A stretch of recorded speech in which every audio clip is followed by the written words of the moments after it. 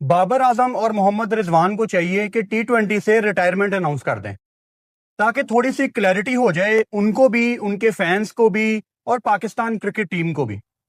क्योंकि उनकी ये जो जिद है कि नहीं नहीं हमने कम बैक करना है T20 में, ये उनको उनके अपने फॉर्मेट में भी नुकसान पहुंचा रही है। मतलब बाबर और रिजवान का अपना फॉर्मेट कौन सा है जहां ऑब्वियसली उनको टाइम मिलता है? ODI का फॉर्मेट। मैं वाइट बॉल के इस टाइम बात कर रहा हूं। उसमें भी उनकी परफॉर्मेंस इफेक्ट हो रही है, क्योंकि वनडे में कहीं ना कहीं वो पूरी कोशिश करेंगे कुछ ऐसा करने की जिससे वो T20 की टीम में आ जाएं, जो कि उनसे हो तो नहीं रहा, लेकिन उस कोशिश में उनकी वनडे की परफॉर्मेंस भी खराब हो जाएगी। नहीं आ रहा। मतलब आपको कैप्टनशिप, फिर रिजवान भाई की कैप्टनशिप को दोनों हाथों से सलाम है। उससे पहले सलमान आगा भी यही कर रहे थे। ये किसने इन्फ्यूज किया ये? अच्छा, किसने किया? मैं भी देखो कैसा घूम गया हूं ना, मैं भी गर्मी में। ये माइक हसन ने किया है। हर आदमी हर कुछ करेगा। तू खाना भी बनाएगा, तू कपड़े भी साफ करेगा, तू खेलेगा भी, तू बैटिंग भी करेगा, तू ये ओपन भी जाना है। और यही रिजवान के साथ हुआ। मैं बहुत अच्छी बात सुन रहा था। बात यह कि यार, आप जब एनालिसिस सब करते हो तो ना, अपने अलावा दूसरों को भी सुनना चाहिए। यार, बेहतरीन एनालिसिस किया सलमान बट को। मैं इसीलिए बड़ा अच्छा कप्तान, बड़ा अच्छा सॉफ्ट गाय मानता हूं यार, बड़ा अच्छा। उसने कहा कि यार, जब बंदा 50 ओवर कीपिंग कर रहा है और उसने जाते ही जनाब उसने ओपन करनी है, उसकी पिंडलियां भाई नहीं चलेगा। इतनी जान, इतना प्रेशर नहीं है। ये संगाकारा और वो स्टेप के नहीं है कि ये सब कर जाएंगे। कि ना इनकी बॉडी, ना इनकी muscle power.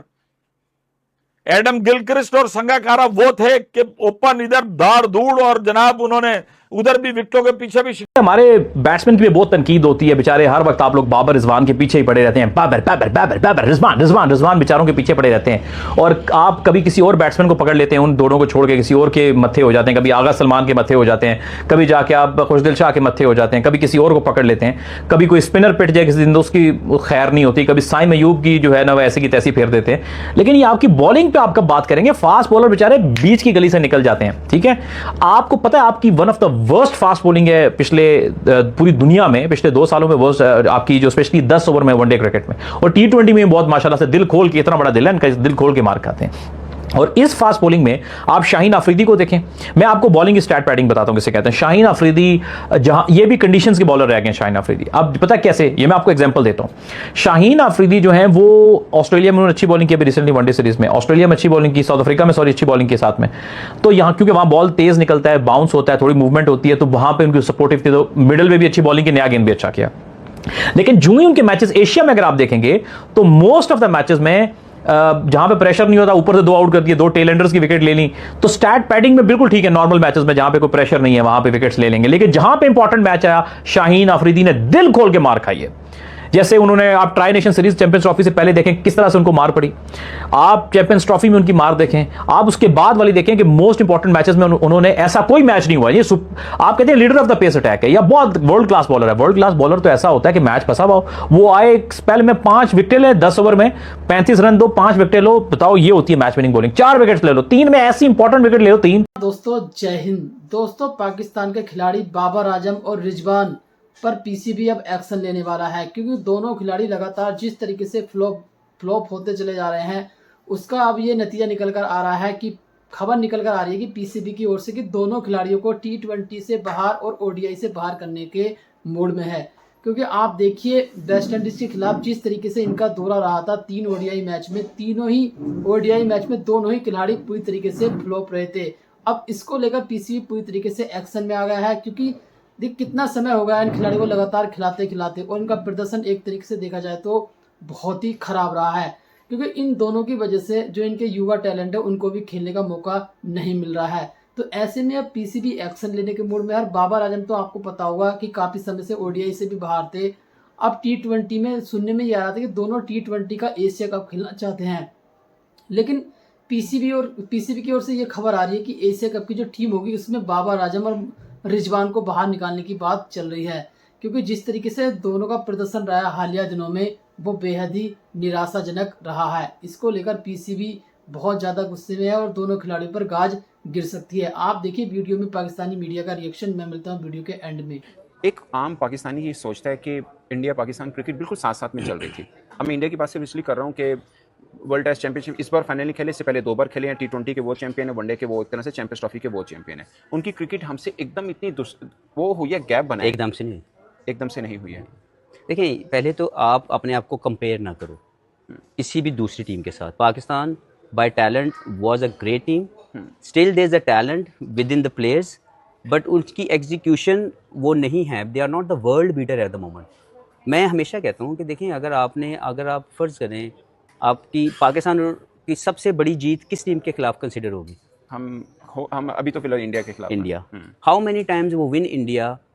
Obviously ICC event है, एसीसी इवेंट है, या दूसरे जो इवेंट होते हैं, हम जीते हुए मैच हार रहे हैं। बिल्कुल ऐसे ही है। उसके बाद मुझे बताएं कौन सी ऐसी टीम है दूसरे नंबर पे जिसके खिलाफ जीत आपको कॉन्फिडेंस देती है? ऑस्ट्रेलिया।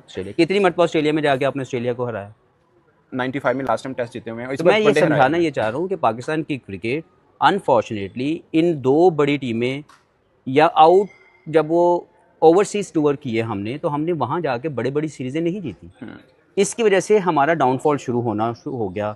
हमारी मैनेजमेंट ने ज़ोर नहीं दिया पाकिस्तान की डोमेस्टिक क्रिकेट की बेहतरी के ऊपर, उन्होंने ज़ोर नहीं दिया पाकिस्तान की क्रिकेटर्स की ग्रोथ के ऊपर, जिसकी वजह से वो जो ओवरऑल प्रोडक्ट है वो एक लिमिटेड जोन में नज़र आ रही है। वो मेंटली और स्किल वाइज वो अपने आप को इन्हेंस नहीं कर पा रही, जहाँ पे वो ये सोचना शुरू कर दें कि हम ऑस्ट्रेलिया जाएंगे तो ऑस्ट्रेलिया को हरा के आएंगे। अब मुझे बताएं, मैं जो सबसे ज़्यादा तकलीफ दह चीज़ है, पाकिस्तान टीम जब सेना कंट्रीज़ में जाती है तो वो अपनी बी टीम खिला देते हैं। वो अपनी बी टीम खिलाते हैं। अब तकरीबन पिछले 5-7 साल से ऐसा हो रहा है। नहीं, ये पिछले 4 पहले तो कभी वो सोचते भी नहीं थे कि पाकिस्तान टीम आ रही है और हम अपनी बी टीम खिला दें। बिल्कुल ऐसे ही है। अभी पिछले 4-5 सालों में वो अपने, जब भी पाकिस्तान टीम वहाँ विजिट करती है तो वो 5-5, 6-6, 7-7 प्लेयर्स को रेस्ट करवा देती है। बिल्कुल ऐसे ही है। जब वो पाकिस्तान विजिट करते हैं तब भी वो अपनी बी और सेकंड स्ट्रेंथ को भेज देते हैं। तो किसी ने ये पॉइंट क्यों नहीं रेज किया कि वो will not accept this, we need to play with the top level teams of opposition, जो भी आएगी। यहाँ पे हमारे मुल्क में ये टीम आ रही है, yes they are coming, but they are not coming with the full strength, जिसने हमारे प्लेयर्स की ओवरऑल ग्रोथ को भी रोका। लेकिन हफीज भाई, सॉरी टू से, अब आपको क्या होता है, उनकी बी टीम आती है, आप उनको 5-0 से मारे हम ना, हार रहे हैं। हाँ, तो हम उनसे भी हार रहे हैं। अब मुझे मेरी बात समझें कि जब आप उनकी बी टीम से हार रहे हैं तो कैसे बड़े इवेंट में आप जाके उनकी मेन टीम को हरा पाएंगे? तो आपकी प्रैक्टिस, आपकी वो जो रूटीन है वही गलत हो चुकी है, और आप उसी कंफर्ट जोन में सेट हो गए हैं कि नहीं जी हमने इन स्पेशली बाबर आजम जो इतना बड़ा नाम है पाकिस्तान का, पता नहीं कब वो पाकिस्तान को बड़े मैच जितवाना शुरू करेंगे। 2023 का वर्ल्ड कप ओडीआई एक मैच नहीं जितवा सके पाकिस्तान को। आपकी 2025 की चैंपियंस ट्रॉफी अगेन वनडे का फॉर्मेट, एक मैच नहीं जितवा सके पाकिस्तान को। तो मैं तो इनको जबरदस्ती 2027 का वनडे वर्ल्ड कप खिलाऊंगा। अगर ये नहीं भी खेलना चाहेंगे, जबरदस्ती खिलाऊंगा। भाई, आप पे जो इतना इन्वेस्ट किया है हमारे सिस्टम ने, हमें पे बैक करो। और अल्लाह ना करे अगर ये दोनों ओडीआई वर्ल्ड कप 2027 में भी पाकिस्तान को मैच ना जितवा सके, तो जैसे ही पाकिस्तान का वर्ल्ड कप खत्म होगा, अभी पाकिस्तान आने से पहले ही वहीं पे जोबर्ग में, केप टाउन में, सेंचुरियन में, जहां पे भी है वहां पे बैठे हुए हैं, वहीं पे इनको बताया जाएगा कि बॉस, कहानी खत्म है आपकी, आप पाकिस्तान से अब एक मैच व्हाइट बॉल का नहीं खेलेंगे। रिटायरमेंट अनाउंस करें ना करें कोई फर्क नहीं पड़ता, ताकि वो असी वर्का ही फाड़ दिए, वो किस्सा ही खत्म हो जाए, आपको आगे जाने का मौका मिले। अब इनके पास अपॉर्चुनिटी थी वेस्ट इंडीज की सीरीज में, लेकिन अगेन रन्स नहीं आए, वो एक अलग बात है।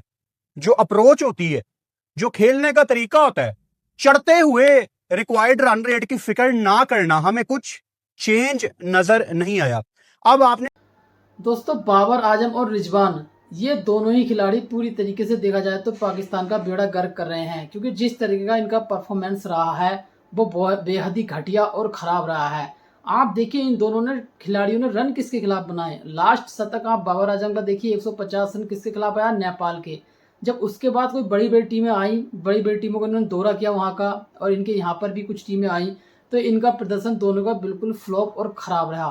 ठीक है, सबसे बड़ा इसका जिम्मेदार है पीसीबी और इनका टीम मैनेजमेंट, क्योंकि आप लगातार इनको मौके दे रहे हैं, जो लगातार दर पे दर फ्लॉप होते चले जा रहे हैं, फिर भी आप इनको खिलाए जा रहे हैं।